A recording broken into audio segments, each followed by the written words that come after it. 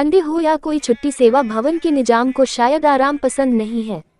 शहर को विकास के रास्ते पर ले जाने के लिए प्रयासरत नगर आयुक्त प्रेम प्रकाश मीणा विकास के साथ साथ निगम से जुड़े प्रत्येक कार्य को जिम्मेदारी से पूरा करने में कोई कोर कसर नहीं छोड़ते हैं। अपनी टीम को कब, कैसे, कहां कार्य के लिए जिम्मेदारी देनी है, इसकी प्रत्येक दिन समीक्षा के साथ कार्य की गुणवत्ता को परखने के लिए मौके पर निरीक्षण करने में भी अहम भूमिका निभाते हैं।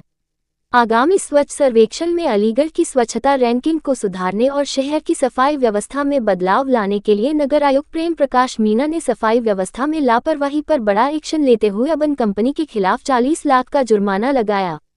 साथ ही शहर के सूखे कचरे का पृथक्करण एवं पुनर्चक्रण करने में लापरवाही बरतने पर मैसर्स ग्रीन फ्यूचर कंपनी पर 10 लाख का जुर्माना लगाया है। इसी क्रम में बहुत डिटेल में हम लोगों ने एनालाइज किया कि डोर टू डोर कलेक्शन का कार्य कैसा चल रहा है, जिसमें 4 या 5 तरह की अनियमितता सामने आई। सबसे पहले तो जो गाड़ियों की फ्लीट है, जो 5% से भी कम डाउन टाइम होना चाहिए, वो 25% से ज्यादा है, जबकि कंपनी को करीब 1.5 से ज्यादा साल यहाँ पर हो चुका है। वर्कशॉप उनकी अभी तक नहीं बन पाई है, जिसके कारण हमको करीब 20% की फ्लीट को हमेशा ग्राउंडेड रखना पड़ता है, लोगों को सुविधा का लाभ नहीं दे पा रहे हैं। इस क्रम में पेनल्टी लगाई गई। दूसरा, हर व्यक्ति, हर हाउस होल्ड का उनको सर्वे करना था अपने शुरू के 2 महीने में, और हर व्यक्ति का एक यूनिक आइडेंटिफायर उनको बनाना था, ताकि यह डेटाबेस हमारे पास हमेशा उपलब्ध हो सके कि किस घर से कितना कूड़ा इकट्ठा हो रहा है, सेग्रीगेट हो रहा है ड्राई और वेस्ट वेट में या नहीं, कितना यूजर चार्जेस आ रहा है, किस महीने का यूजर चार्ज दिया गया है, किस महीने का यूजर चार्ज पेंडिंग है। ये डेटाबेस भी सिर्फ आधा अधूरा ही हमको करीब 1.5 से 2 साल के बाद मिल पाया, जिसकी वजह से हम प्रॉपर ट्रैकिंग करने की अवस्था में नहीं है कि कौन कौन से ऐसे घर हैं जिनको ज्यादा चिन्हांकित करके उनको ज्यादा मोटिवेट करने की आवश्यकता है। तीसरा, इस तरह के भी प्रकरण सामने आए हैं कि कई घरों से यूजर चार्जेस तो लिया जा रहा है, लेकिन कहीं ना कहीं शायद वो निगम में जमा नहीं किया जा रहा है, जो कि वित्तीय अनियमितता की श्रेणी में आता है, और इसलिए कठोर कार्रवाई की गई।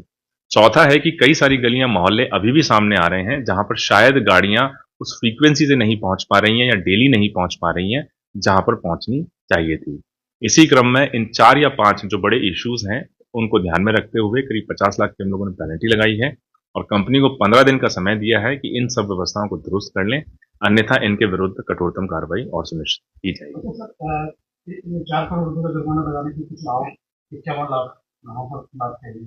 वो किस तरीके से की जाएगी, क्या उनकी गुणवत्ता? देखिए, शासन की मंशा के अनुरूप हम पिछले 4 से 6 महीने में लगातार अलग अलग आईसी गतिविधियां संपन्न करवा रहे हैं, लोगों को जागरूक करने का प्रयास कर रहे हैं, चाहे वो डोर टू डोर नॉकिंग हो, चाहे माननीय मेयर साहब और मेरे द्वारा मुख्य बाजारों में जाकर लोगों को समझाने की बात हो कि सबसे पहले तो आप डस्टबिन रखिए, 2 डस्टबिन रखिए, अपने कचरे को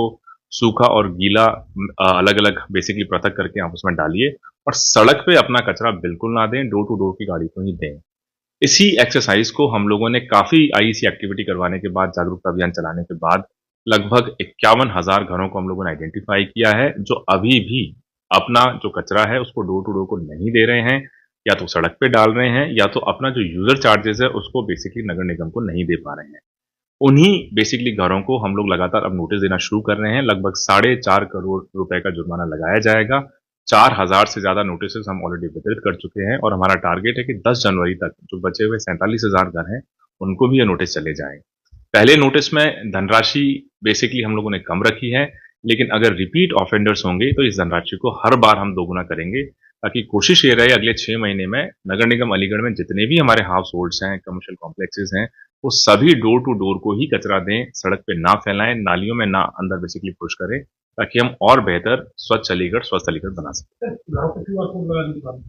बिल्कुल, हम लोगों ने GIS सर्वे को भी स्टार्ट कराया है, जिसके माध्यम से हर घर में एक QR कोड लगेगा, और जितनी नगर निगम की सुविधाएं हैं, फैसिलिटीज हैं, सर्विसेज हैं, उस QR कोड के माध्यम से आप एक्सेस कर सकते हैं। जैसे कि आपका कितना बेसिकली टैक्स है, आप QR कोड स्कैन करेंगे, तुरंत आपको पता चल जाएगा, तुरंत आप ऑनलाइन ही पेमेंट कर पाएंगे। सिमिलरली उस QR कोड को अब डोर टू डोर की गाड़ी को भी स्कैन करना होगा। हर घर में जाएंगे, QR कोड स्कैन करेंगे, ताकि ये क्लियर हो सके किस घर से कूड़ा उठ रहा है, किस घर से कूड़ा नहीं उठ रहा है, किस घर से सेग्रीगेशन है, किस घर से सेग्रीगेशन नहीं है, किस घर से यूजर चार्जेस जमा किए जा रहे हैं, किस घर से यूजर चार्जेस जमा नहीं किए जा रहे हैं,